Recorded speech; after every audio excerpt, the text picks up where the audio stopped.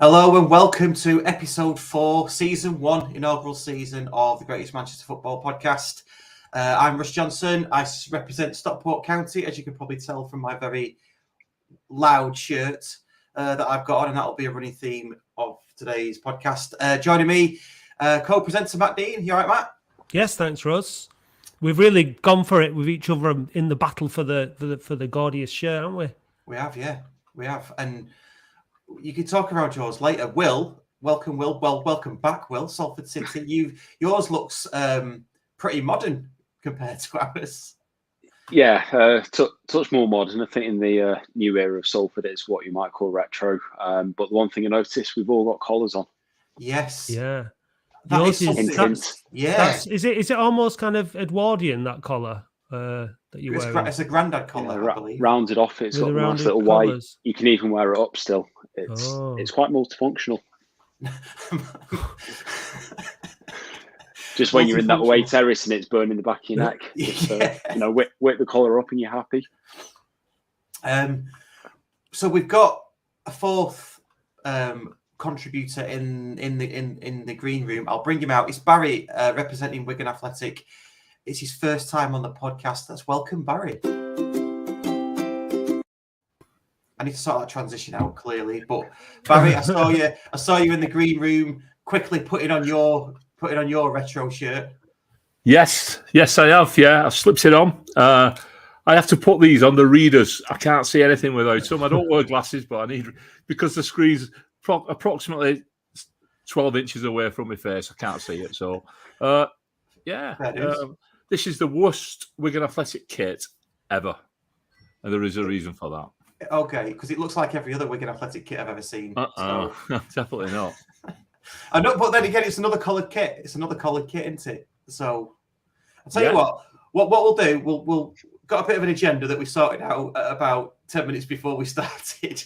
So we'll get onto the agenda. First, we're going to do one of our regular features, which is teams that can F off or teams that can get stuffed. We've got our first one that we can talk about, which is Man Utd. So I'm sure we can all have a talk about United and their current situation. Then we'll have a chat about the retro shirts. Then we'll talk about the latest news, our Carabao Cup exploits, how we started in the league for our different teams. Basically, anyone that's not here, we can just slag off. I think that's usually the deal. Yeah. Yeah. And then they can do the same to us when we're not here. And as usual goes, we will put up comments that are in keeping with the conversation. So, should we start? Who wants to start with Man United? I'll start. We can't find a Man United representative, so as far as I'm concerned, their game.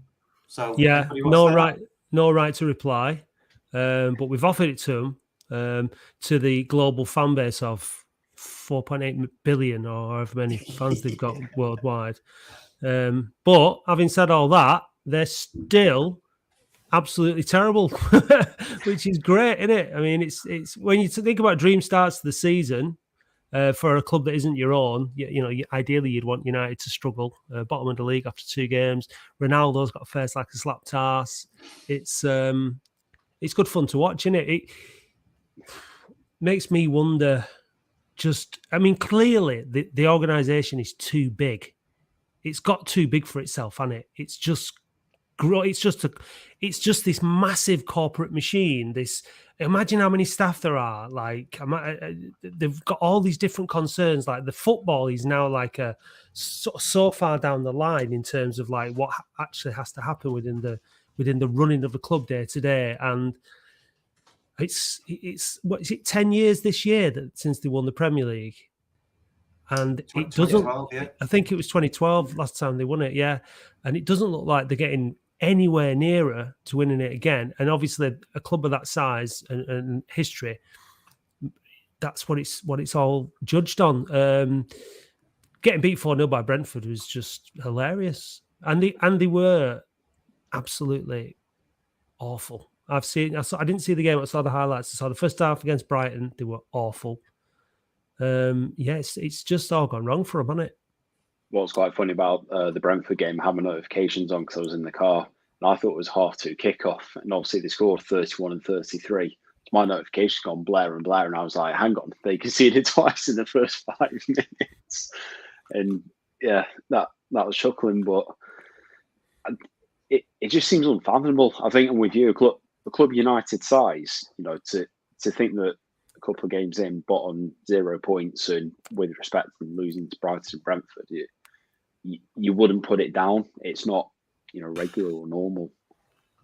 But You serious. sounded like a United fan then, Will, saying losing to the likes of Brentford. Perhaps that's why I said with respect to them, they're it's. I think United usually start seasons pretty well as well. Looking back at last year, they absolutely annihilated Leeds, but this year I think they're all calling for Ollie back, aren't they? Because he got them closest to a title, finishing second. Well, that's it. They always seem to. I mean, all the off-pitch stuff aside, they always seem to have a manager, and then the grass is always greener. They want better. So they had Mourinho. He got them to second. That was amazing, but it was underachieving in their eyes. Then they got Ollie because the Mourinho wasn't doing it. He underachieved. I think he got the contract back on the back of beating PSG away or something. When Rio Ferdinand was going, give him a contract, all that kind of thing. He wasn't quite doing it, and now they went for Rangnick as some sort of consultant. It's like a catalogue of errors, isn't it? Mm-hmm. We talk about poorly run clubs, but it's becoming like the most poorly run club in the biggest spotlight ever, isn't it? I think the thing is though, I think, and this is like when you've got like billionaires don't like losing.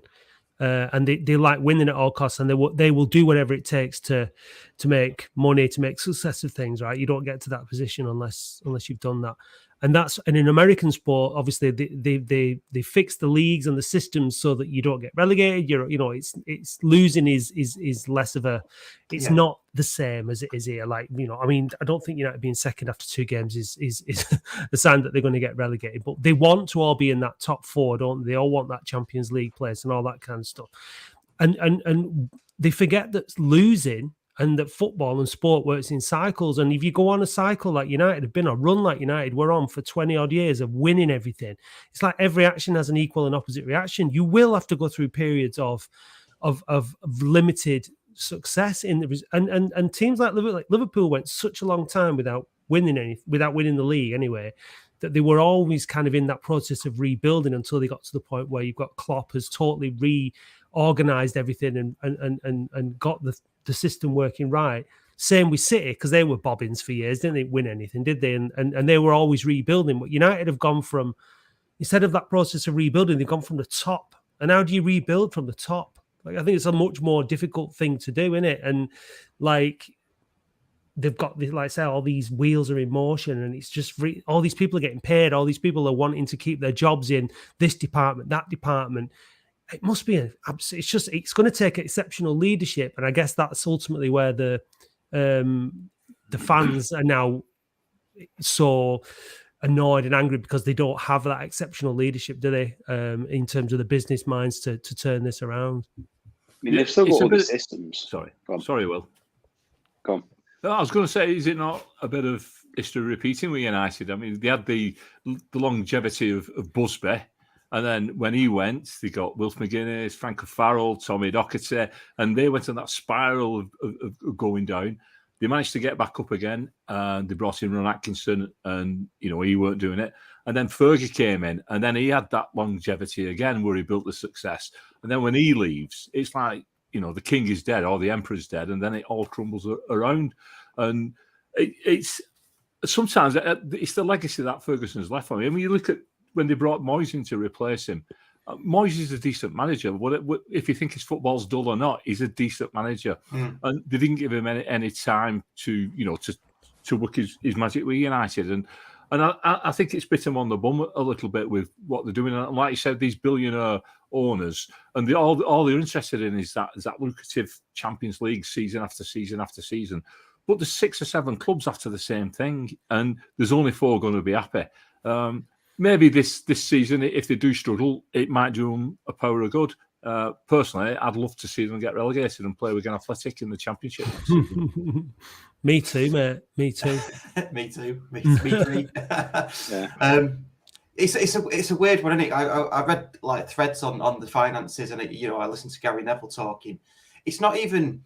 I mean, they're investing loads and loads on the pitch, aren't they? They've invested over $1 billion in the last so many years, which is, I think it's higher than City or on the par with City. Off the field, the Glazers are taking money out to service debts and things. Where would you actually point where it's going wrong, if you even could?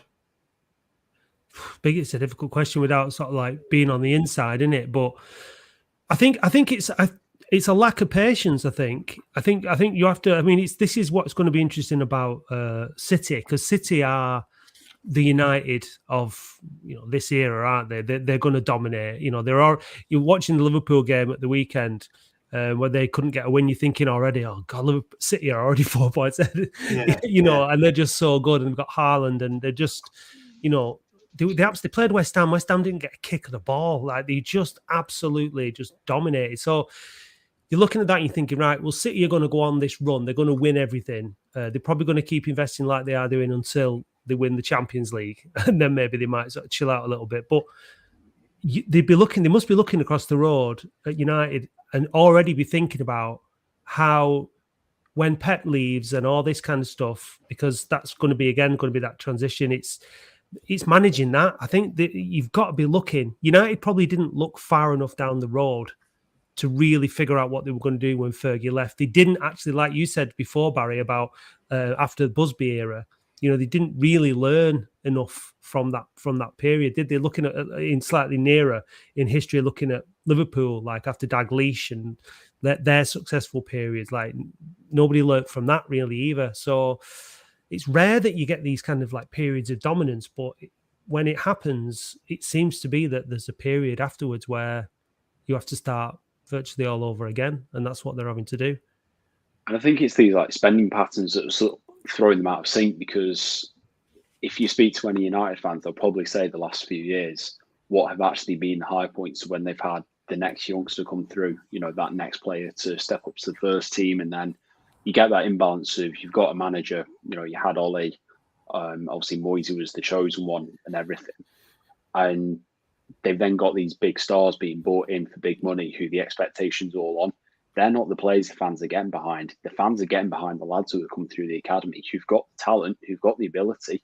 They go out on loan lower down in the leagues, and they prove that. And I think not giving them the chance, whenever you bring these big players in, you disrupt what Manchester United's dressing room and club philosophy was.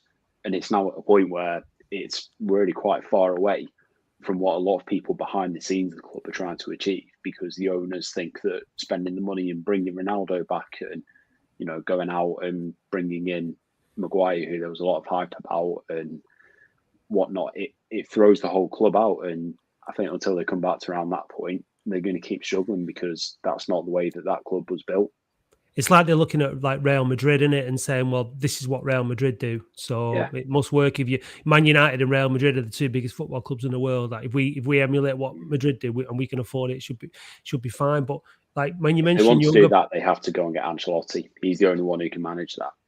Yeah, you need a manager that can deal with those kind of personalities and those kind of stars, don't you? But they look at Rashford, like you're talking about young players coming through. He's never. I mean, we don't know with footballers as well. We don't know what's going on in his personal life and all that kind of stuff, and it's none of our business. So, but he just looks so unhappy on the football pitch. It looks like he doesn't want to be there. It looks like, he'd rather be out there, funding school dinners and doing other more important stuff with his life.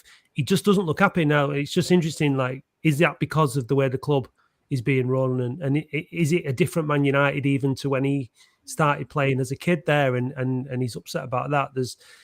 It's different types of problems in it, as Wigan fan, as a Stockport fan, and as an Oldham fan. Obviously not with Moneybags in the Moneybags world down there, but we've all got different problems, haven't we? And it's like with United, it's almost like they've got all the money and no idea, and clubs like ours, sometimes it's like we've got all the ideas and no money. So it's different kind of problems, and I think that's why fans in general don't have any sympathy for United. I think the benefit is for all of us is that we've got generations and families at the minute who are actually seeing that there is more to football than Manchester United in this area. So pros and cons there. Yeah, that's true. Yeah, it just seems to be on every level from the Glazers, not investing in the stadium and things like that, and only spending business revenue on players, all the way down to the match day experience. I get the feeling, I think we said last time on the last show we were on together, Will, I get the feeling that it's a lot of tourists at Old Trafford. So imagine Rashford, you are Rashford and you want to play in front of, I don't know, at least a majority of Mancunians, local people who are going to the football. Instead, it's a lot of tourists who are just holding up the phones. Camera phones. I mean, you get it at County. I'm sure you get it at Salford, Wigan and Oldham. But I've looked around when we scored and there's one or two phones. That's it. But when you see the footage at United, it's like everybody's got the phone out. Yeah. It is a giveaway, isn't it? Yeah. It really is a giveaway. And even obviously Liverpool have a lot of tourists and all that kind of stuff. But if you just compare the atmosphere at Anfield to Old Trafford, it's just completely different.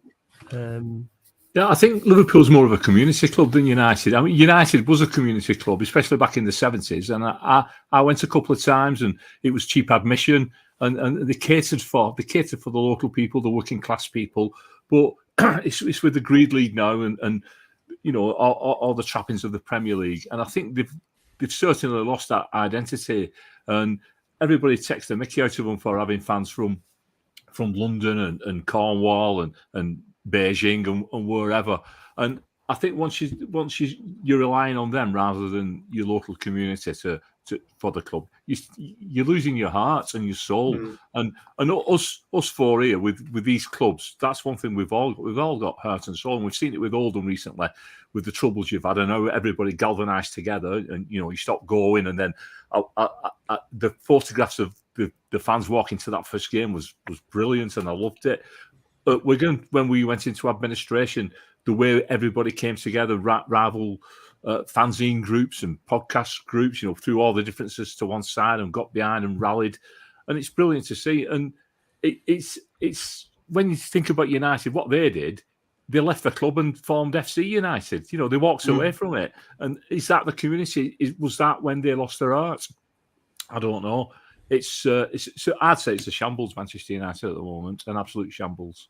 Yeah. And I think it is. I mean, we hating Man United ever since we got knocked out of 2 FA Cup semi-finals by United, and I remember and the heartbreak that caused. I've never been able to get over it really. But so hating Man United and going to school United fans, all that, they're easy to hate. But at the end of the day, I think the point you made there, Barry, is when you drill it back down to the essence of Man United of what it is and what it represents to that area and those people, there is, I've got as much time for them and their existence as anybody else, but they've lost their soul, and it's a shame. It really is a shame. But what I'm concerned about all this stuff is who's paying attention, if anybody, and what lessons can be learned from all this. How does this apply to the bigger clubs?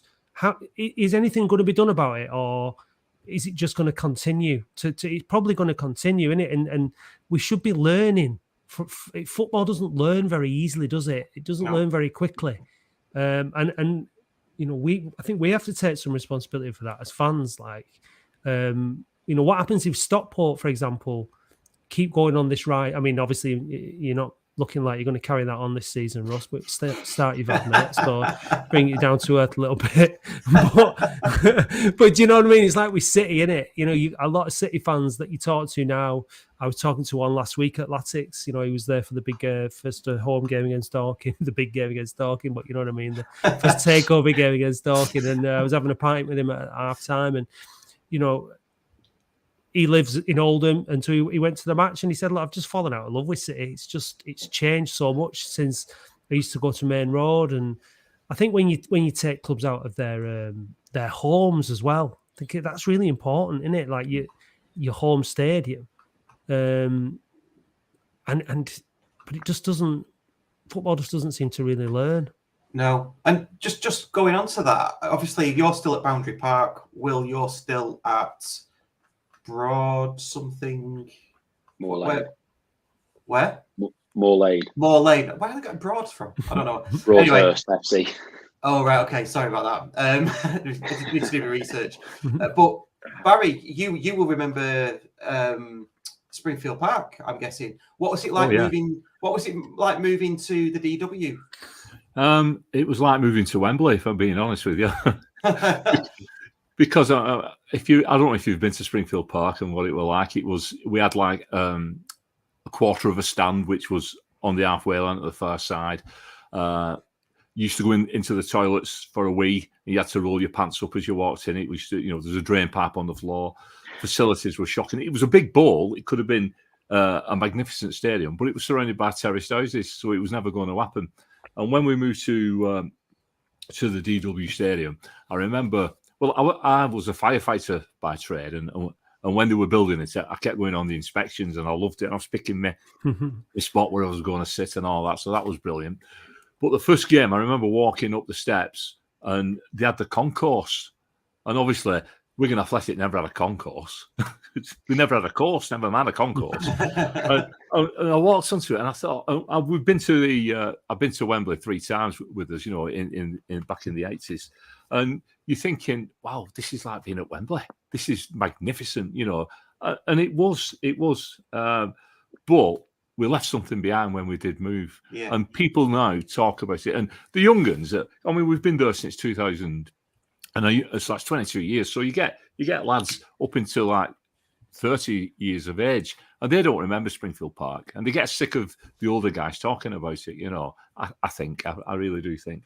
So we've sort of made it our own. But when you think about United, they're still playing at Old Trafford, so it's not they've not lost that bit. But and we're only as the crow flies, we're only about half a mile away from Springfield anyway. So. I was going to say, so does it not feel like the soul of the club's disconnected from where it used to be? I always feel like there was talk of us moving away from Edgeley Park, and although I could see it as progress, I just think it's Edgeley Park's right in the middle of Edgeley. All the shops, all the community that it serves. Is the DW? I don't even know where the DW is. Is it on an industrial estate like you get a lot of these stadiums? It's on a retail park, right. But. The way I approach it, because I'm walking from the back end of it, and I walk down the streets. I actually pass Springfield Park, and I go over the canal bridge, and I don't see any of the retail parks. So for me, it's still got that magic, because I go over this big bridge over the canal, and it's called. It goes over the canal's nicknamed. The bridge is nicknamed the bridge over the River Pye for obvious reasons. But when you walk up the steps and you look towards the stadium, you just get that buzz from it. I've come in once or twice from the other end, and you're walking past Next and pound shops, and Pets for Homes and that, and it's a bit crap, to be honest. But doing it, my way, it's just fantastic. There's a great video which is on YouTube about somebody's video this and fast, put it to a bit of music, and it sped all the way, and it virtually retraces my steps. So you still get that buzz and that magic. But Springfield Park was a special place, but mainly for non-league stuff. Lots of non-league memories there. And we've we've come a long way. And I think the new stadium is it's good. There's a lot of clubs have got new stadiums. So I think you've got to be careful when they do. Obviously, we love the stadiums that are in town and that are surrounded by, nearer to pubs and all that kind of stuff, especially for away days and things like that. Being able to walk there easily, good public transport links and all that kind of stuff. But obviously, land in towns to rebuild stadiums is pricey and difficult to get hold of. So there's obvious reasons for wanting to build them outside of town. And then there's also the way that they're built. These kind of to build them as cheaply as possible. They're kind of like Meccano sets, breeze blocks, and the worst one that I've been to is Glanford Park at Scunthorpe, which is just horrendous on a retail estate, like you said, KFC and a Next and all that kind of stuff. And it's just built so cheaply. There's absolutely no character to it whatsoever. So I think Salford are going to be one of those teams that are going to be looking to move, aren't they, to a bigger stadium, extra 500 seats should probably do it, I reckon. Should be all Tom touched it at the back end of the last one we were on, and I think it's the same sort of concern that we've certainly got internally. Is that how everyone's going to mock that atmosphere that is there? But you know, there is still a bit of an atmosphere. You know, it's taken that to the AJ Bell, which absolutely trumps the size of, you know, Moor Lane where it is. You know, you've got big high roofs, whereas at Moor Lane it's sort of the sound bounces off your roof because it's so small. It's, you know, what to do about that, and it is a big risk, and that's where a lot of people are on the fence about whether it's going to be a good idea or if it is going to be a good move or not. Because again, out of town, transport's improving to it. I think it's fair to say. I mean, Moor Lane's not exactly the easiest thing to get to anyway, as it is, but it's going to be very interesting. I think the only thing that away fans will be a lot happier about is that there is a bigger capacity for away supporters. So, you know, we don't need to only give 1,000 tickets, can probably get a few more in. It's like that. Think about remembering what the football's about, though, isn't it? When you've been to loads of Milton Keynes and Doncaster and places like that where they built these horrible bowls, middle of nowhere. You've got a trek for ages, like, you know, away fans in particular and home fans. You want to be able to, you want to go into town, get something to eat, have a few pints. Like when we went to Bradford at the start of last season, you know, it's great because you can walk all the way from the town centre, stopping off. There's food. There's like a big street where all the people are out with the food and the drinks. It's what you want. It's throngs of people walking to the football ground. The town feels alive with football and with stuff going on, and that's great for the town. It's great for the local economy and all that. And at Boundary, you know, Latics at Oldham, you can walk from the town centre to the ground. And there used to be pubs along that road that you could stop up for a pint, but they're all closed now. They're all shut because, you know, we've got 2 or 3 pubs within, you know, a short distance of the ground, and the rest of them are all closed down. So I think the way that the football is redesigned has left a lot to be desired. I think you need to bear that in mind. That football, you know what it was like when you were a kid looking at different grounds. Look at which is your favourite ground. You get that, like you were saying, Barry. You get that buzz looking at a stadium. You still do. You've like the uniqueness of a particular stadium, like that was like Main Road with the one big stand, all that kind of stuff. You know, like you don't want to just rock up at, well, this one's blue seats and that one's got red seats and this one's got different coloured seats, and that's the difference. It's rubbish, isn't it? Yeah. Sorry to say it, Barry. I've always found Preston away and walking up to detail. You've got, you know, what is it, a mile and a half or something, but the amount of pubs and bars you can choose from is brilliant. It's and what a stadium that is. You've got a 3 o'clock. What a stadium that is. I love Deepdale. What a fantastic stadium it is. It's like it's been built, but it's still got that. It's not a bowl. It's got the square stands, and it's really cool stadium. That really is. I often look at Preston and think, God, if they can't make it into the Premier League, what chance have we got? You know, like they've just struggled, don't they? But yeah, they're one of the clubs I'd like. I mean, like you said, sorry, Barry, but I'd like to see Preston get up there at some point. It'd be good to see. I like to see teams. I like to see new teams in the Premier League. No, thank you. No, here's a growing for you. Accrington Stanley, the Crown Arena. That's a nice one to walk up to. There's a lot of pubs there and very friendly. And they have, I don't know if you've been or not, they have a fan zone outside. It's brilliant, absolutely brilliant. Cheap ale, singer on. The chairman's walking around, shaking everybody's hand.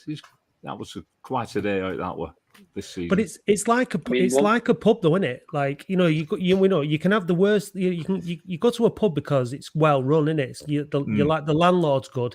You know, he gets the right kind of, or she gets the right kind of clientele in there. There's an atmosphere in there. There's a certain standard in there.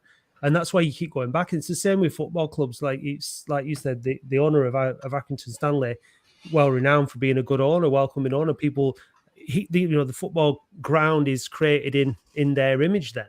And like Boundary Park last 4 years has been, you know, no go zone because it was created in the image of our owners who were just... Obviously, I feel the authorities have got to take a bit of responsibility for it as well, though. It's like when you talk about atmosphere and what you can do at a ground.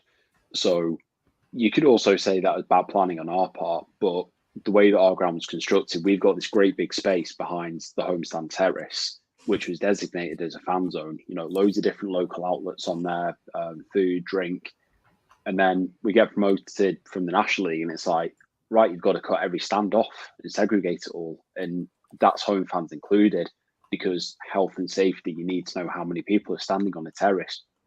But what that's done for us, because we're so landlocked, is you've lost all the fan activities and engagement you're trying to create for what's really quite a pathetic problem that they're creating for themselves. And it's one of the things that really bugs me about our ground, because it would be so much better. A lot of the complaints that we see and everything, if just that one thing, people can go through the gate and choose what stands, they're going to go into, but still get that atmosphere. That's one thing that when you was on about Springfield Park, what we missed from Springfield Park, because whichever way the team were attacking, you go to that end, and then at half time, people would walk down to the other end. And like you say, if they're cutting the stands off, you've not got the facility to do that, and that cuts down enjoyment. And obviously, when you're successful and you get big crowds on, you can't do that. But going back to the 70s and 80s, we weren't that successful, so it was we could do it. But yeah, I mean, them are good points. Like the DW now, the 4 separate stands. That's it. They're just standalone stands, like a Subbuteo ground. And it is a bit soulless, but sometimes I think it's the supporters that make the ground anyway. So if you can get it rocking, it doesn't matter where you are. It's up to the supporters and get the place buzzing.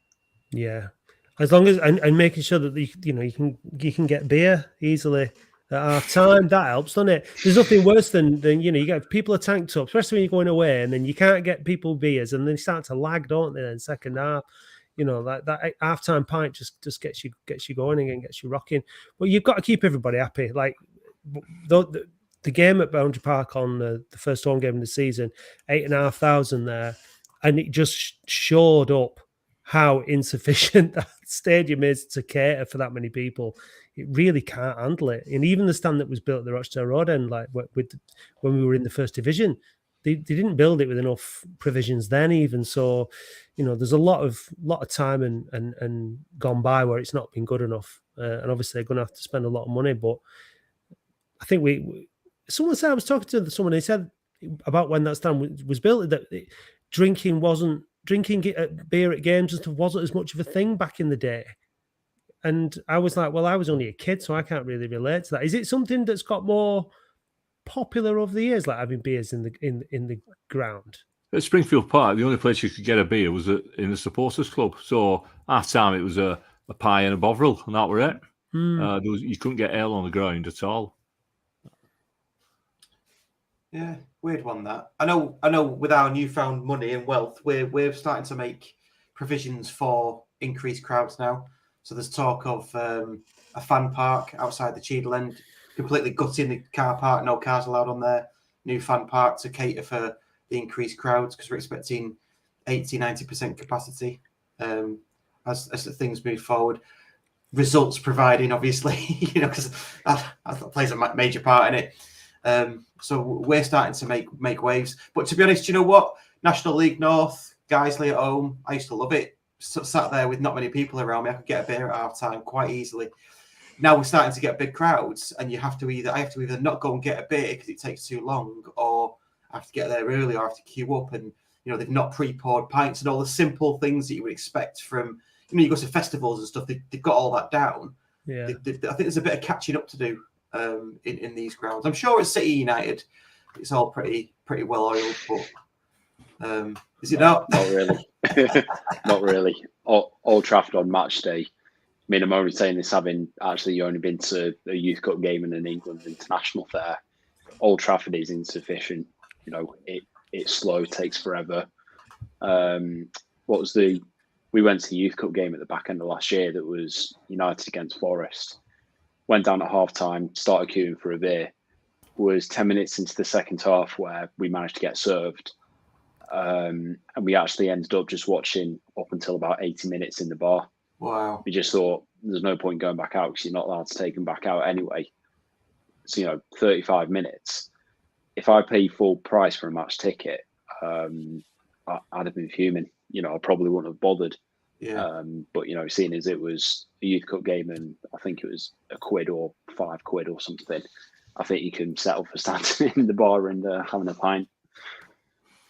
That's a stupid law, isn't it? Where you can't have an alcoholic drink whilst you're facing the pitch. Well, you can at rugby league, you can at rugby union. It's time to change it. Yeah, cricket. Yeah. I mean, because people aren't going to go back and forth during the half, and all it encourages is for people to drink their alcohol quicker at half time, which doesn't make get 2 pints in, like 2 pints in 15 minutes. You've already had 4 or 5 before you got in the ground. It doesn't stop drunken behaviour, does it? I mean, the only one thing I suppose that it does stop is beer going everywhere when there's goals, which isn't. It's better than other substances. I suppose so. Yeah. Yeah. What? Yeah, because football fans do have this thing, don't they? Especially England fans during major tournaments. I don't know why they do it. As soon as they score, Berger's in the air. I've never understood that in my life. What a waste. I just think it's people who don't go to football matches, because the last thing I want to do is waste a beer. Yeah. It's people who don't go to football matches and don't drink. Yeah. Yeah, probably right. Should we move on? Because we're now almost 40 minutes in and we've got a few things to talk about yet. We'll do the retro shirts last, but we do need to get those in. Should we talk a bit about our starts to the season, and we can take the piss out of each other if we wish? And sort of, I know Dale Manager got sacked today, but where I'd like to start is at Oldham with your new chairman. How good is he? Have you guys seen Oldham's new chairman? Flat cap. If you googled Oldham chairman, you'd get the guy with a flat cap on, wouldn't you? Talking like him, and maybe a cobbled street and a bicycle. So I think that's all he's missing. I think in terms of where we've come from, we've had Londoners that based in New York. We've had Moroccans based in Dubai. Now we've got Flat Cap Fred, very much based in Oldham.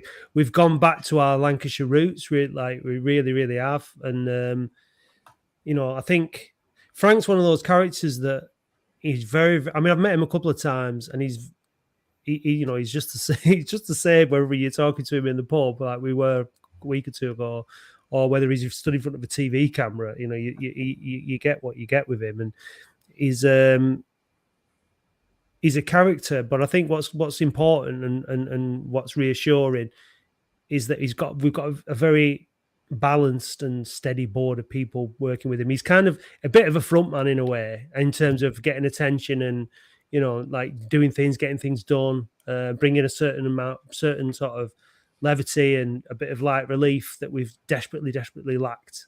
So, but exactly, yeah, he built a steam-powered Land Rover, rode the Atlantic, as a 3-wheeled Triumph trike that he built himself, all these kind of things. It's great. But he said, I think this is going to be his biggest challenge, and it definitely will be. There's no doubt about that, because it's all very well at the beginning when everyone's like, yeah, but it don't last. Football's it can see if we lose the next 2 or 3 games, then everyone's panicking again, and it all goes. So we'll see how they cope in a crisis. But at the end of the day, successful business people know the area. We've got a far better chance. Darren Royal on the board. He's the CEO, yeah. Yeah, he was with us when we went into administration. I know. Yeah, what's your thoughts and experience on Darren then? He seemed all right. He's very approachable. Been on our podcast a few times. Always spoke well. Lots of business speak. Talking in cliches quite a lot. He knew all the people who owned the club, the Chinese people who owned the club. And we went into administration, and he just disappeared. I think I don't know what he did. Left a bit of a bitter taste with some people. So I mean, we nearly went, and he was in charge of us.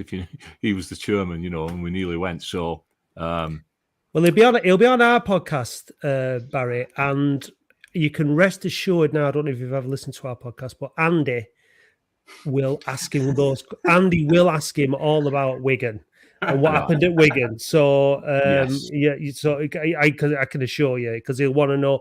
And then, you know what, at the end of the day, it's in the interest of Latics to know what went on at Wigan and what he learned from that experience. And, you know, you say he disappeared, that doesn't look good, does it? So we'll have to ask him these questions, you know, and see what I'm sure he's got an answer. Our CEO, Jonathan Jackson, was very much facing the press all the time, and that's our former CEO. Obviously, he lost his position when the administrators moved in, but he worked with the administrators for free, volunteered, helped them with the club. But like I said, Darren Royal just disappeared, and then he was part of some consortium that was trying to buy us towards the end when we was in real dire straits.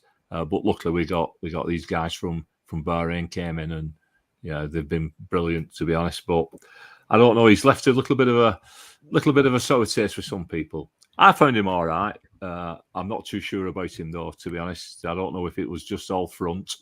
But just keep your eye on him, is all I'll say. Oh, it doesn't matter. It doesn't matter who came in there. You know, I like our job is vigilance. You know, because I'm on the supporters trust, so you know, we've got to make sure we don't make the same mistakes again. And it's like you say, it's easy. You said about business speak and things. Easy to say things, easy to say the right things. It's actions, and it's what happens when you're in crisis, and you know, when there's difficult things to deal with and all that kind of stuff. Yeah. So when the shit hits the fan, you want people standing around, don't you? Yeah. Where's the money from? Who's brought the money in? Frank's brought the money in, and the Rothwell family brought the money in. You know, and you know, they've left the club debt free. So is it Jonathan Rothwell? No, Luke is his son, and Suzanne, I think. Right. Suzanne is his daughter. Schofield, her surname. But like, I was going to say, I can't remember what I was going to say. But I mean, I met with them. I met with Frank and Darren in the pub with the other members of OASF, and you know, we're saying about, like, you know, the council getting involved now, or the council want to get involved, and because Frank's got great connections with the council and all this kind of stuff. And, you know, like I said, like, you got to remember is that we were the ones fighting for this club for free. We were volunteering, doing all of the, you know, we'll always be here. The fans will always be here. And, you know, there's always people coming to try and take advantage of a takeover. New people coming. So, like, you know, when I said this to them, like, we'll be watching everything. Like, that's our job. It's nothing. It doesn't matter who you are. It doesn't matter what reputation you come with. Supporters Trust are there to watch what's going on and make sure that everything's being done properly. And hopefully we'll be given the time and the resources and the respect. And we have a place on the board as well. So, you know, that's just a bit of a poison chalice in a way, because you know who that person is, and they have kind of a conflict of interest, really, it's supposed, because they have to act in the best interests of Latics when they're on the club board, and then they have to act in the best interests of supporters when they're on our board. So we've got all these things that we need to sort of like renegotiate and restructure and all that kind of stuff. So it's going to be an interesting journey but I mean, at least we can have these conversations now with the new owners, whereas in the past they just ignored us. Yeah, well, we had a fans board when Darren Royal was there before, and we had to sign non-disclosure and confidential agreements. So is that going to be a case again? Well, although nothing ever got said that was controversial, but it just seemed a little bit strange to me that we had to sign these things, you know. Because it does put you in a strange position, doesn't it? You know, you're there representing the supporters, but you're not allowed to tell them anything. Yeah, and that's why podcasts can be really good tools to investigate. And you know, we did it. I mean, when we get given the Northwest Football Award for podcasts beating the Scarf Bagara War into second place, the Boundary Park Alert System. When we win it this year, when we're all sitting at that table at Old Trafford getting drunk together, Will, it's going to be sorry, Russ, it's going to be a good day. But sure, we'll all be there, won't we? Oh, I feel we'll all be there, yeah. Not with this podcast, not this year, anyway. No, not with this podcast, with our own podcast.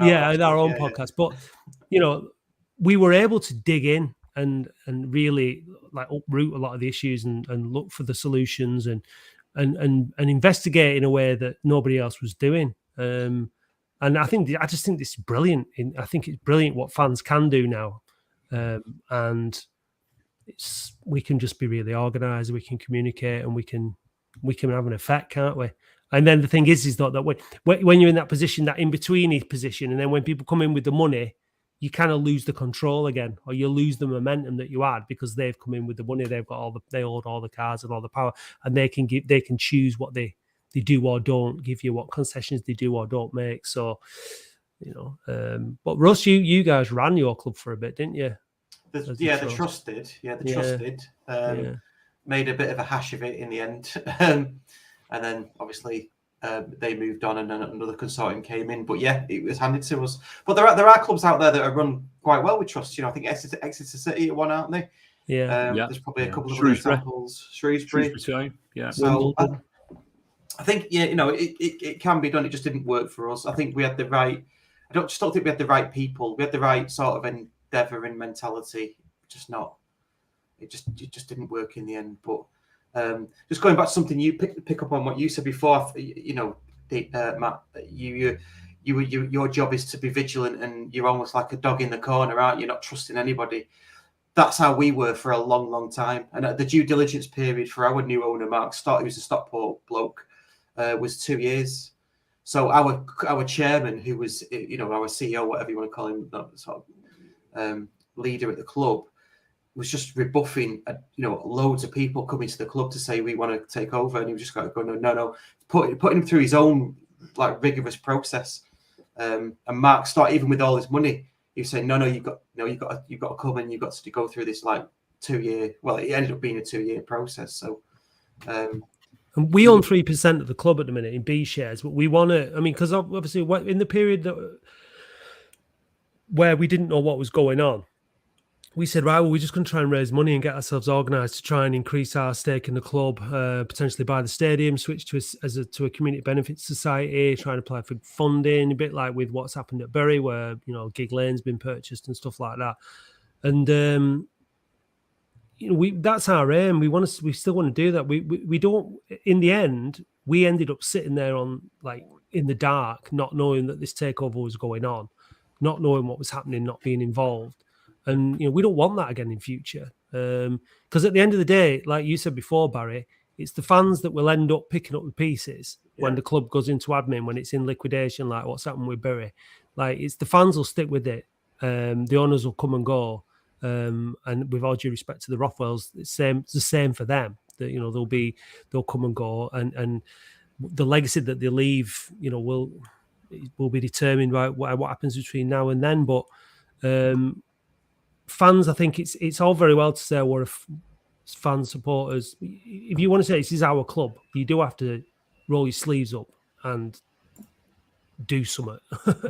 You can't just sit there and expect other people, which is what a lot of people do, and then have a go at the owners when they make a mess of it. Well, you should have done this, you should have done that. Well, you didn't do anything, mate. So you don't really have a say. If you don't do anything yourself, you kind of like exclude yourself from the conversation, in my view. So yeah, it's a bit like put up or shut up, isn't it? It's easy to stand back and criticise everybody. Our supporters club got a lot of criticism during the administration period, but they were the ones at the sharp end doing lots of negotiations, and they worked their asses off. But people criticising from the back, and it's a difficult situation when you're dealing with that sort of adversity. But yeah, it is the supporters at the end of the day who have to pick up the mess, isn't it? What's it like at Salford, when you've got a lot of money, famous people involved, but in terms of your supporters' voices at that level? I mean, obviously what's really different about us is that support base before was quite minimal. So bringing together supporters trusts and associations and stuff like that, we're not at that point, but we have got groups of supporters who we're now actively really trying to engage with and let them know more what's going on, because what we have been guilty of is a lot of people do pay the dues, turn up, watch the game and go, and there hasn't always been that communication. So it's something we're working quite closely on at the minute and trying to build, and it's quite interesting actually, because we've been looking around and seeing what other clubs do, how they operate and how they work, and we're just hoping that we get it right, because same sort of thing. I think the one thing that some fans of other clubs are waiting for is the day that, if it does all walk away, what happens to the club then? But if we built well enough by that point, there should be something pretty solid, and there should be some good foundations there that would be able to carry Salford on. So it's interesting hearing and learning what other sides and clubs have been doing, but it's very much in the formation stage at the moment. Good stuff. We've got sort of 10 minutes left. Shall we move on to retro kits? Let's do it. So, I don't know whose idea. Was this your idea, Barry? I can't remember whose idea it was, but crap retro kits. I've actually put our best retro kit on, I've got to say. I haven't got a crap retro kit, I don't think. I disagree with that. But yeah, so let's talk about retro kits. I mean, I noticed that all four of us have collars on ours. I noticed that before, even when Barry turned up late, he still had a collar. I quite like a collar on a retro kit. Even on a new kit, I quite like it. I don't know what you lads think. The problem with this collar, it's black, and there's never been black in the Wigan Athletic kit. And when it came out, and we said, "How come we got a black collar?" Oh, yeah, we've got a black collar. We got relegated that season, so this is awful. If it had had a white collar or a blue collar, I loved it. It's just a black collar, and we had black shorts. And you'd have stayed up, would you? We would have stayed up, 100% stayed up. Yeah. Oh. I think it's modelled on Sheffield Wednesday's kit, and they got relegated the season before with a black collar, so it was obvious it was going to happen. About 2015, it was when we went down with this on. Uwe Rosler started off as our manager at the beginning of that season. We got rid of him and brought in some clown called Warren Joyce. I don't know if anybody remembers him. The worst manager and coach that has ever. Oh God, what an abysmal coach he was.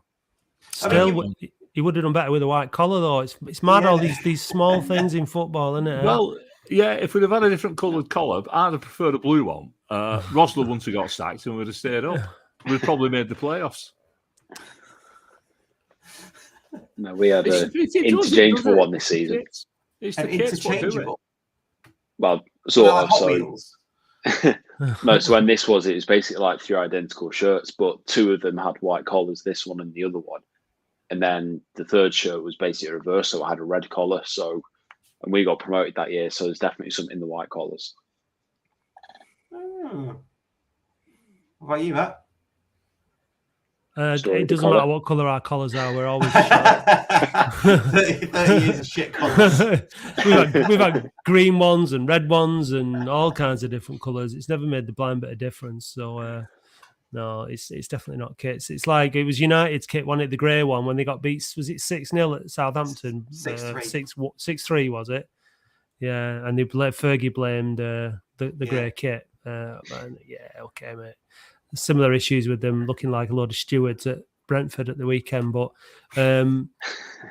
yeah, we've had some pretty terrible kits. We had one of those fluorescent, like a policeman's jacket coloured kit. That was awful with a big black Cabrini on the front. That was terrible.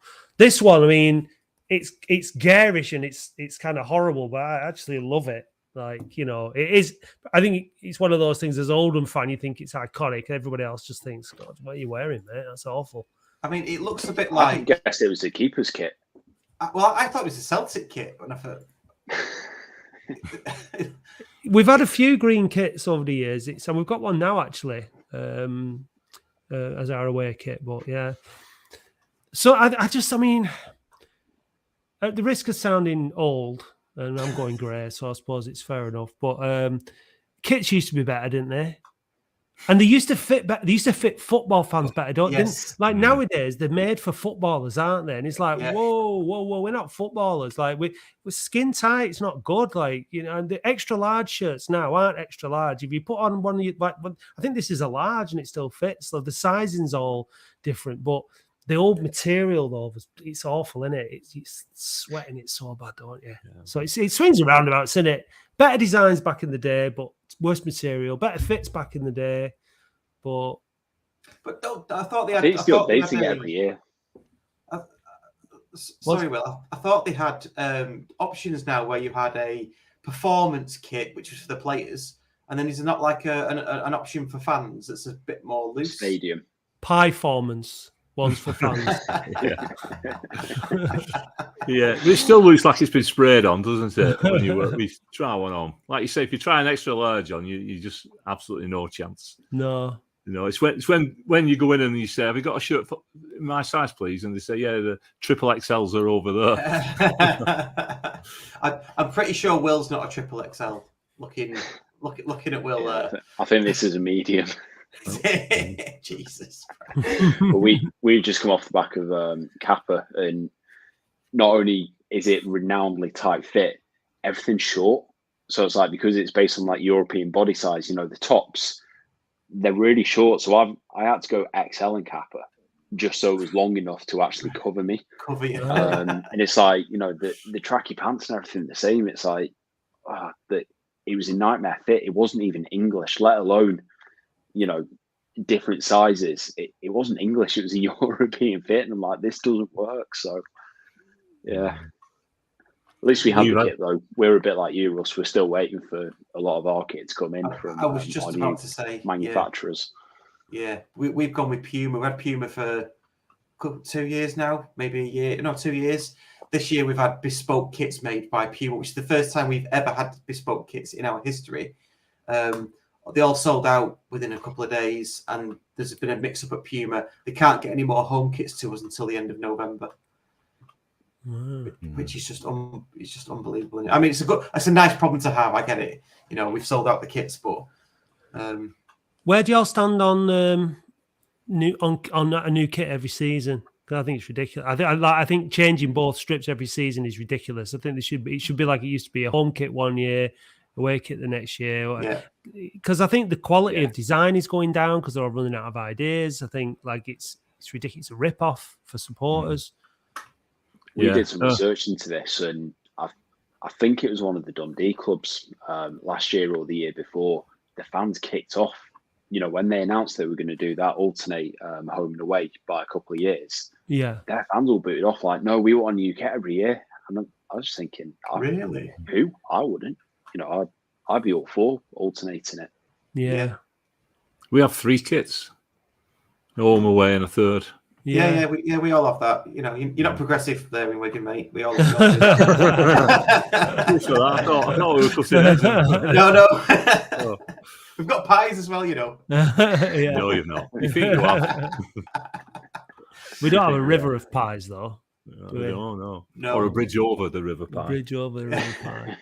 Questions coming for you, Barry. When are Wigan next on BBC Radio Bolton? yeah. Ian Dowden, is that Jack Dowden's son? Yeah, we're never on. No, Radio Bolton, or Radio Orwich, whatever you want to call it. Possibly the worst football club in Greater Manchester. Maybe not the worst football team, but definitely the worst football club with the worst manager. And they have their own podcast show on BBC Manchester. I mean, what on earth is all that about? You know, I was on a couple of times last year, you know, the after-match stuff. They phoned you up and said, "Barry, do you fancy coming on? Are you going to the game? Yeah. You fancy coming on after the match? Yeah. And they say, right, Barry's rang in. I think, no, I've not. And then they say, like, we'll just listen from the Bolton fan first, who they've lost 4-0 away at Wickham. And he's on for about 25 minutes. And they say, right, Barry, what did you make of your 10-0 win today? And I'll say, well, I thought it was a fantastic performance. Anyway, Barry, thank you for that. Absolute disgrace of it. BBC Radio Manchester. Nobody in Wigan must pay the licence fee. They mustn't do, because... Anyway, thanks for getting me going on that one. That's what we're here for. So Bolton Wanderers, absolute, joke of a club, joke of a manager. Last season we had the privilege of being in League One with them, and week after week after week, it was just like a comedy show listening to his comments. 3 days before we played them up at their grounds, I was going to say Burnham Park then, but they play in that Macron. What's it called now? Reebok? No. Unibol. It's something or other, isn't it? Yeah, I know. Some place. Do you know it's built on a tip? That it's built on a tip. And when I was in the fire service, we used to go to that every week. because it used to always be on fire. Anyway, it's built on a tip, so that's where all the rubbish is. And 3 days before we played them in the league, at their place, he said, Bolton Wanderers are the best team in this league by far. He said, not only are they the best team in this league, they're the best footballing side in the EFL. Anyway, we won 4-0. And he said they'd had a moral victory because... Was that King McLean as well? Pardon? Was that the King Jimmy McLean as well, who he said turned down Bolton, signed for Wigan? Yeah. Well, James McLean said he was never going to sign for Bolton. He was just winding them up. Anyway, bit of I thought the Bolton fan might have been on tonight, but didn't know how we're coming on. It's the second episode they've not turned up, because we were going to do a preview of the Bolton Salford game in the Carabao last time. Didn't turn up, and now they've not turned up this time. So you know why? They're on Radio Manchester. Go on, say that again, Barry. Sorry. I say, you know why? They're on Radio Manchester. Oh, is that what it is? Yeah. Talk to Natalie Pike, aren't they? And all of their all I hear from Radio Manchester is they talk about United and City 24/7, and then sprinkle it with a bit of Bolton. Yeah, Bolton. Yeah. They started asking us to come on, and which we've done. We've gladly done that, as long as we get our mentioning of our podcast. Which I'm not sure if they like you doing that, but we've definitely done that. But that's why we've got this podcast, isn't it, Russ? Yes, exactly. So that fans of all the proper clubs in Greater Manchester can have a platform. Yeah, and have a good United fans can't listen to Radio Manchester anyway. They need to listen to Radio London. So exactly. Yes, this is what we're here for. This is exactly what we're here for. Your owners don't listen to this, do they? Listen to you saying stuff like that. They know I'm not a United fan, so I don't really mind. I think probably not. Russ is the answer to that. Hey, you'd be surprised what people listen to. You'd be surprised. I'd be surprised. I'd be surprised as well. I'd be surprised. Yeah. Not Not yet though. John and see if he can get a share before the end of the season or a mention. Yeah. I'm sure we'll have some big names on this podcast at some point, Russ. Won't we? Yeah. Hopefully. Yeah. Well, Johnson's quite a big name, and Worthington definitely is. I don't know what your surname is. A lot of letters, yeah. Right, we've gone over an hour. Thank you so much, guys, for coming on. It's been a good chat. I've enjoyed it tonight. It has. We didn't get into how our seasons have started, which I guess would have been mixed reviews from all of us. One lost drawn. There you go. Undefeated. 1 drawn, 1-1. Undefeated for you, Baz. Yeah, but does that mean you've drawn 3 games? You got 3 points, or what? Yes. Yeah. Yeah. I think 5 games, lost 3, won 2. But yeah, slow start for us. Just adjusting. We'll be it's better than draws. It's better than draws, Russ. You can draws like the killer. We've struggled big time with you drawing. I think when we got relegated, we drew 8 out of the last 10. I think we went down on goal difference in the end. It's the point. It's the draws at home that do you. That's what their draws are no good. Yeah. You'd be back playing. You'd be back playing Bolton in League One if you keep this up, Barry. You want to watch it? No, well, Everett reckons they're getting promoted this season, so we'd miss them. So I'm hoping if they're coming up, I'm hoping we're going up. We'd mix the bottle in that Premier League. We'll talk about that another day. Premier League exploits. Me and Will won't be on it, but you two can be. We've been there, right, gents. Thanks very much for coming on. If I've not mentioned it, I should have mentioned it after almost half time. If you haven't already, please like and subscribe to the channel. And any podcast player you're listening to, please review it, like it, share it, and all those good things. That'd be really useful for us. And thank you very much. See you later.